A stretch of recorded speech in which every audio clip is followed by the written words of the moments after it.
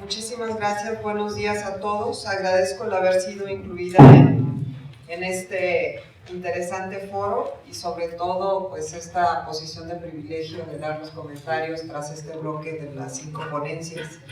Felicito la iniciativa del diputado Cuauhtémoc Velasco y de los organizadores que están detrás de este evento y comentándoles que uno de los principales líderes ideológicos que tenemos en el Partido del Trabajo, bueno, lo sentimos parte de, es el licenciado Andrés Manuel López Obrador, y él en su pasada campaña tuvo un eslogan que me pareció por demás interesante y profundo en su ideología, el que solo el pueblo puede salvar al pueblo y solo el pueblo organizado puede salvar a la nación.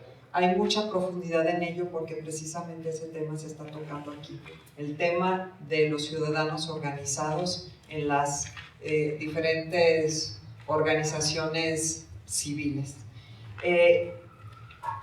Un problema muy común que tenemos la humanidad es que sabemos gritar el lobo, pero no nos damos cuenta que somos un ejército de pequeños lobitos que estamos acabando con nuestra ecología y con la sociedad misma, como ya se ha estado comentando aquí. El medio ambiente que va en deterioro, como decía el compañero Hugo Velasco, este mal forma parte de mezquindad y depredación, así lo mencionó él. Por supuesto que adhiero a este pensamiento porque definitivamente es lo que nos hace querer más y muchas veces sin ver lo que estamos llevándonos de por medio. No sabemos vivir sin agua, sin luz, sin gas, sin un mínimo de comodidades, y para lograrlo pues estamos depredando nuestro medio ambiente. La discusión hace poco más de 200 años fue ¿en dónde radica la soberanía? Y precisamente de ahí surgen pues filósofos liberales, ¿verdad? Como lo fue John Locke, Jean-Jacques Rousseau, una serie de filósofos que de alguna forma fueron también producto de todo este movimiento de la Ilustración, de la enciclopedia, donde se decidió agrupar la totalidad del conocimiento que se tenía hasta ese momento en un compendio que se le dio por nombre enciclopedia. Y entre los enciclopedistas pues tenemos muchos intelectuales que al final de cuentas el conjunto de su pensamiento dio nacimiento a que la soberanía radica en el pueblo. La soberanía radica en el pueblo y Jean-Jacques Rousseau comentó que de todas formas el cambio era muy difícil porque la misma sociedad por naturaleza se resiste al cambio. A la gente no le gusta el cambio. Todo el mundo decimos, ay, es que sería ideal cambiar este modelo. Sí, pero salimos a las calles y al final de cuentas la misma sociedad abona a que se siga manteniendo el mismo sistema. Es por ello que quienes de alguna forma tenemos una posición de privilegio en cuanto a que podemos ser generadores de ideas y tenemos la facilidad de propagarlas, pues debemos de tener una ruptura con este sistema que ha generado y que sigue generando tanta pobreza y miseria. La soberanía que en nuestra Constitución la plasmamos como que reside en el pueblo, realmente esa soberanía en los hechos la llevamos a los partidos políticos, porque decimos es que los partidos políticos representan al pueblo y nuestra democracia es una democracia partidista, no es una democracia participativa donde realmente participemos todos, porque al final de cuentas las decisiones de las leyes las tomamos como partidos políticos. Entonces seguramente es uno de los cambios a los que nos vamos a enfrentar o debemos de enfrentarnos haciendo uso de las tecnologías y llegar a ese ideal de Jean-Jacques Rousseau, donde decía es que la democracia no debe de ser representativa, todos los ciudadanos deben de tomar las decisiones, todos. Y hoy en día sí es posible con las tecnologías modernas, pero por supuesto que se lleva todo un proceso para implementarlas. Simplemente vemos que hoy en día hay mucha gente mayor que se resiste al uso de un celular o al uso de una computadora. Entonces, digo, sin las tecnologías, por supuesto que es prácticamente imposible que 110 millones de personas decidan las reformas a las leyes. Entonces, mientras no hagamos uso de la tecnología para que todo el mundo participe, pues vamos a seguir alimentando este sistema partidista. El compañero Basurto comenta que la desigualdad viene de la ignorancia. Y quiero comentarles, muy interesante esta idea. El mismo concepto de igualdad ya encierra una ideología propia, ¿verdad? Porque ¿desde cuándo hablamos de igualdad? La igualdad no ha existido desde siempre. Es más, entre los antiguos griegos no se decía igualdad, se decía isonomía, isos, iguales.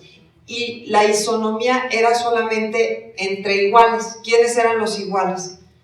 Hombres, nacionalidad griega, nacidos adentro de su territorio, a partir de tal edad. O sea, ahí no se incluía ni a los niños, ni a las mujeres, ni a los extranjeros. Aunque tuvieran ya toda una vida viviendo en el territorio, no, se seguían considerando extranjeros. Entonces, pero de alguna forma decimos que eso ya empieza a esbozar la igualdad más tarde, y quien viene de alguna forma a detonar el concepto de igualdad como lo conocemos hoy en día es el cristianismo, porque Jesucristo dijo es que todos somos hijos de Dios, todos somos iguales ante los ojos de Dios, y a partir de ahí empezamos a hablar de que todos somos iguales, pero muchas veces no nos detenemos a ver el origen de nuestros conceptos. Pero de todas formas, por supuesto que hay mucha ignorancia en el seguir alimentando un sistema de desiguales como el que vivimos actualmente. El diputado Velasco comenta que la utopía se dio su lugar al pragmatismo, y eso es un hecho por demás veraz, ¿verdad? Incluso hace poco subí un tweet que a mucha gente incomodó. Comenté lo siguiente, dije: pobre Mancera, tan cerca del PRI y tan lejos de la izquierda, y pobre izquierda, tan lejos de la filosofía y tan cerca del pragmatismo. Definitivamente considero que un cáncer que tiene hoy en día la izquierda es el haberse convertido en una izquierda pragmática, ¿verdad? ¿Cuál es el problema del pragmatismo? Digamos que tiene sus pros y sus contras. El por del pragmatismo es que puede dar soluciones rápidas, pero lo malo del pragmatismo es que no son soluciones a largo plazo. O sea, el pragmatismo está peleado con el largo plazo, y la gente de izquierda, en verdad, lo que buscamos es un cambio radical a largo plazo. Entonces no podemos estar casados con el pragmatismo. Tenemos que deslindarnos del pragmatismo y seguir nuestra lucha constante hasta el cambio, y ese cambio que se da progresivamente por etapas hasta lograr ser diferentes. Igualmente, el diputado Velasco comentó que las instituciones hoy en día se están colapsando: la familia, las escuelas, las comunidades, los credos, las organizaciones, y yo creo que nadie podemos decir lo contrario. Es cierto. Montesquieu dijo, también les digo, en esta época de hace como 200 años, cuando hubo un gran resurgimiento de la filosofía, él dijo que el hombre hace a las instituciones y las instituciones hacen a los ciudadanos. Entonces, seguramente, si estas instituciones se están colapsando, pues necesitamos crear nuevas instituciones. O sea, no se trata de estarnos lamentando ni lamiendo heridas, se trata de decir, a ver, lo que ya no está funcionando, pues tenemos que cambiarlo, y también eso puede formar parte de una revolución cultural. El compañero Hernández Jiménez menciona que no se puede transformar lo social sin transformar lo cultural, ni transformar lo cultural sin transformar lo social. Entonces, de repente uno podría confundirse, decir, bueno, entonces, ¿qué fue primero, el huevo o la gallina? Lo que yo les puedo decir es que no existe lo social sino el ser social, y no existe lo cultural sino el ser cultural. O sea, al final de cuentas, los conceptos convergen en que se generan de los ciudadanos, de los seres pensantes, de los seres sociales. Entonces, definitivamente estamos comentando sobre lo mismo. El cambio se debe de dar en el ser. ¿Quién es el ser? ¿Quién es el ciudadano? Bueno, pues también les digo, es que necesitamos como políticos estar más cerca de lo que está sucediendo hoy en día en la filosofía. Hay un filósofo que se llama Peter Sloterdijk, vivo, fabuloso, les recomiendo que compren sus libros, que los lean todos. Hay un libro muy delgadito, muy chiquito de él, que realmente es una conferencia que él dio y lo hicieron libro, se llama El Parque Humano.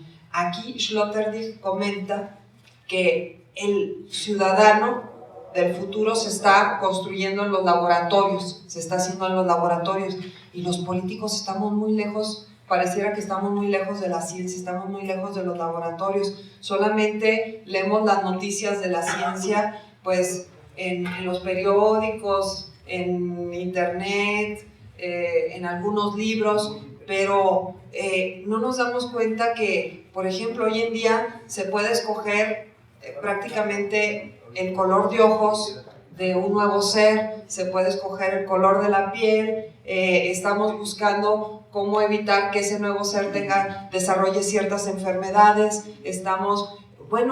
vamos a empezar casi a poder hacer ciudadanos a la medida. Se pueden hacer clonaciones, por supuesto que ahorita ahí sí la ley prohíbe las clonaciones, pero ya se pueden subrogar vientres, se pueden comprar, no sé, óvulos, espermas, etc. Entonces, hay ciudadanos que se van a empezar a generar de los laboratorios, y los políticos pareciera que estamos todavía incluso lejanos de esos laboratorios. Tenemos que meternos más a esos temas también. Y el compañero Murueta comenta que debemos de dejar de ser oposición para ser proposición.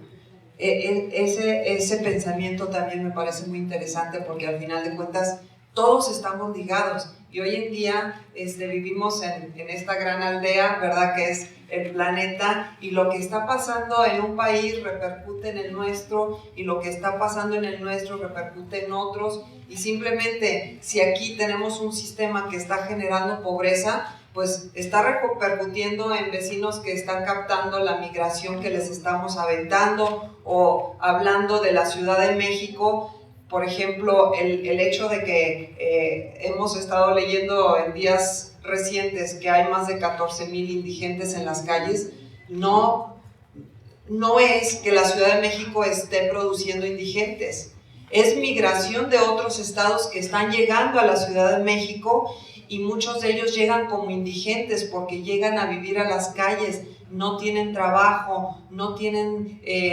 pues economías de dónde comprarse, rentarse algo, o muchas veces ni para comer. Entonces, tomando conciencia de qué forma estamos ligados unos con otros, también eso nos debe de ser propositivos.